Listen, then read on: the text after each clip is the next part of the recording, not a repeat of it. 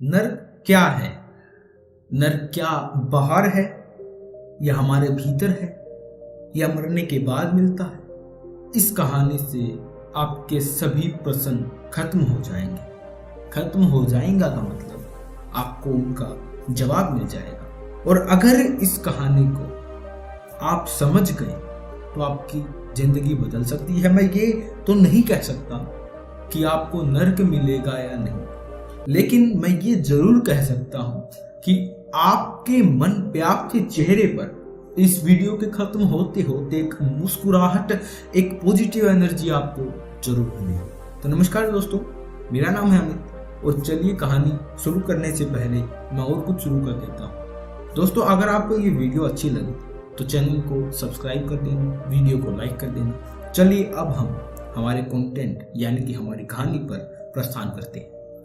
दोस्तों, यह जीवन इतना बड़ा नहीं है जितना बड़ा आप इसे सोचते हो, पर क्योंकि आपको लगता है कि आपका जीवन बहुत लंबा है, इसीलिए आप अपनी ऊर्जा को बेवजह चीजों पर बर्बाद कर देते हैं, जैसे ईर्ष्या, घृणा और लालच। दोस्तों, क्या आप सोच सकते हैं कि कोई व्यक्ति अपने पूरे जीवन को किसी से ईर्ष्या करने में बिता दे? दोस्तों, आज मैं आपके साथ एक व्यक्ति के जीवन की कहानी शेयर करने वाला हूं, जो अपने पूरे जीवन को गौतम बुद्ध से ईर्ष्या करने में बिता देता है। वह व्यक्ति बुद्ध का भिक्षु भी बना और रिश्ते में वह बुद्ध का चचेरा भाई भी था, और उसने बुद्ध के साथ ज्यादा समय भी बिताया था, लेकिन फिर भी उसका जीवन रूपांतरित नहीं हुआ। जानते हो क्यों? क्योंकि उसके भीतर कटवाहट के बीज बोकर रखे हुए थे, और उस व्यक्ति का नाम था देवदत्त। दोस्तों, देवदत्त बुद्ध का भाई था। देवदत्त ने बुद्ध को मारने की बहुत बार कोशिश की, लेकिन वह हर बार असफल हुआ। एक बार देवदत्त सोचता है कि वह राजा अजातशत्रु की सेना लेकर बुद्ध को और उनके सभी भिक्षुओं को समाप्त कर देगा। देवदत्त राजा के पास जाता है और उनसे कहता है कि राजन, आप मुझे अपनी सेना दीजिए और मैं आपकी सेना की मदद से उस बुद्ध और उसके संग को समाप्त कर दूंगा। लेकिन इस बार भी देवदत्त असफल हो जाता है, क्योंकि अब तक राजा अजातशत्रु भी गौतम बुद्ध का अनुयायी बन चुका था। राजा देवदत्त से कहता है कि बुद्ध को मारना तो दूर की बात है, अगर उनको छोटी सी खरोच भी आई तो मुझसे बुरा कोई नहीं होगा। मैं चाहूं तो अभी तुम्हें मृत्यु दंड दे सकता हूं, लेकिन जाओ, मैं तुम्हें छोड़ता हूं, क्योंकि अब मैं बुद्ध का अनुयायी हूं। इसलिए बेवजह की हिंसा मुझे शोभा नहीं देती। बुद्ध को अगर किसी ने एक बार खुले दिल से सुन लिया तो वह कभी बुद्ध से ईर्ष्या नहीं कर सकता। उस समय तो देवदत्त वहां से चला जाता है, लेकिन वह तय करता है कि वह अकेले ही बुद्ध की हत्या करेगा। उसके कुछ दिन बाद बुद्ध अकेले ही भिक्षाटन के लिए पहाड़ी के रास्ते से जा रहे थे। देवदत्त उस मार्ग से पहले ही छिपा हुआ था। उसका उद्देश्य कि मौका मिलते ही वह बुद्ध पर हमला कर देगा। जब देवदत्त बुद्ध के निकट जाते हैं तो देवदत्त एक वृक्ष में छिप जाता है, क्योंकि इतनी हिम्मत बुद्ध के शत्रुओं में भी नहीं थी कि वे बुद्ध पर सामने से वार करें। इसलिए देवदत्त भी पीछे से वार करता है। वो बुद्ध के ऊपर पीछे से खंजर फेंक कर मारता है, लेकिन उसका निशाना चूक जाता है।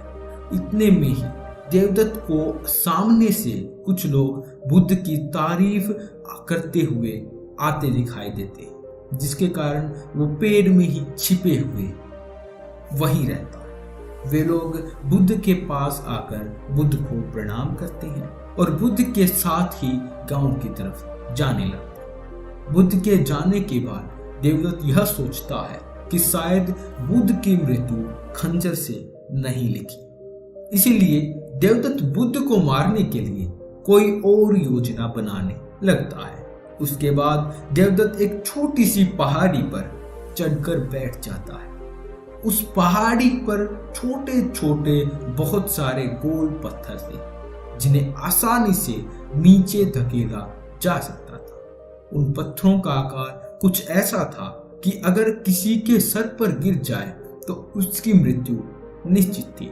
उस पहाड़ी के नीचे से आने जाने का रास्ता था और देवदत्त यह जानता था कि बुद्ध भिक्षाटन के बाद उसी रास्ते से वापस लौट आएंगे।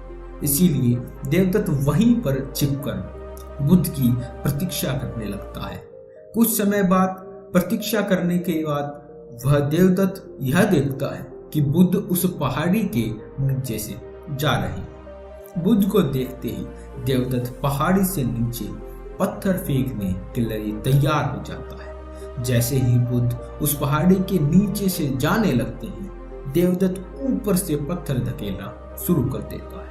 उन पत्थरों से बुद्ध को तो कोई नुकसान नहीं पहुंचता है, लेकिन पत्थर धकेलने के कारण उसका पैर फिसल जाता है और पहाड़ी से लुढ़कते हुए नीचे गिर पड़ता है। उस पहाड़ी से नीचे गिरने के कारण वो बुरी तरह से जख्मी हो जाता है। बुद्ध यह जानते हुए भी कि देवदत्त उनके प्राण लेना चाहता था, फिर भी उसे जख्मी हालत में अपने भिक्षुओं के पास ले जाते हैं और उसका उपचार करना शुरू कर देते हैं। और यह देवदत्त का अंतिम समय था, यानी कि देवदत्त ने अपना पूरा जीवन बुद्ध से ईर्ष्या करने में बिता दिया हुआ था। देवदत्त अब होश में था और अपनी अंतिम सांसें गिन रहा था। उनकी आंखों के सामने उनका पूरा जीवन गुजर रहा था, लेकिन इस बार उनकी आंखों में पश्चाताप के आंसू से और उसे गलती का एहसास हो गया था। उसे अब यह बात समझ में आ रही थी कि जिसके वह प्राण लेना चाहता था वही उसके प्राण बचाने में जुटा हुआ है, उसके लिए प्रयास कर रहा है। देवदत्त की आंखों से अब बहुत आंसू निकल रहे थे और वो अब बुद्ध की तरफ देख रहा था। बुद्ध उसके शरीर पर लेप लगा रहे थे। देवदत्त रोते हुए और लड़खड़ाते हुए आवाज में बुद्ध से कहता है कि मैं आपसे क्षमा मांगने के भी लायक नहीं हूँ और मैंने आपको बहुत क्षति पहुंचाई हुई है।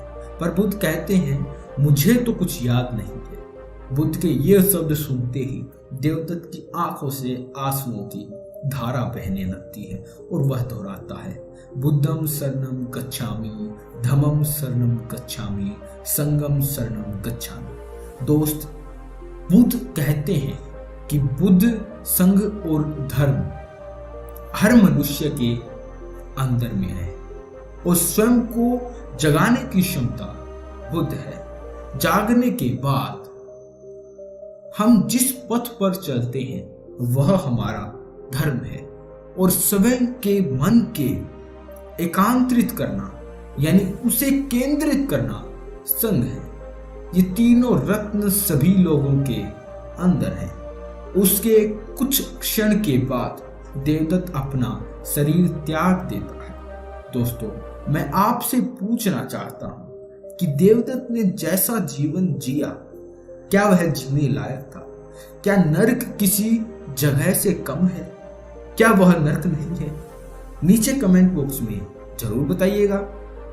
और अगर आप यहीं तक आ गए हैं तो मैं एक बात और बता देता हूं, देवदत्त ने हमेशा हमेशा बुद्ध से ईर्ष्या की, लेकिन उससे बुद्ध को कोई नुकसान नहीं हुआ। उल्टा देवदत्त को अपने प्राण गंवाने पड़े और बहुत बार मुंह भी खानी पड़ी। जब वो बच्चे थे तब भी देवदत्त उनसे ईर्ष्या करते थे, बच्चे थे तब भी और बड़े हो गए तब भी, तो उनका जीवन नर्क से कम नहीं है। ये बात बहुत सीधी है। आपको समझ में आ गया होगा कि हमें किसी से ईर्ष्या नहीं करनी चाहिए। वह व्यक्ति हमारा भला चाहता है या फिर हमारा बुरा चाहता है, इन चीजों को ना देखते हुए, उसकी पिछली गलतियों को माफ करते हुए हमें अपने जीवन पर ध्यान देना चाहिए, हमें अच्छे कर्म करने चाहिए। इससे होता यही है कि हम खुश रहते हैं। अगर वही हम दूसरों की ईर्ष्या करने लगेंगे तो ना हम खुश रह पाएंगे, ना ये जीवन नर्क से फिर कम है। आपको ऊपर जाके भी फिर नर्क मिलेगा और आपको नीचे भी फिर नर्क ही मिल रहा है। तो आपसे हाथ जोड़ के विनती है, किसी से भी ईर्ष्या का भाव ना पैदा होने दे, किसी के खिलाफ भी। सबसे प्यार मोहब्बत से बातें करें, आपका दुश्मन हो, दोस्त हो, कोई भी हो। वीडियो में बस इतना ही।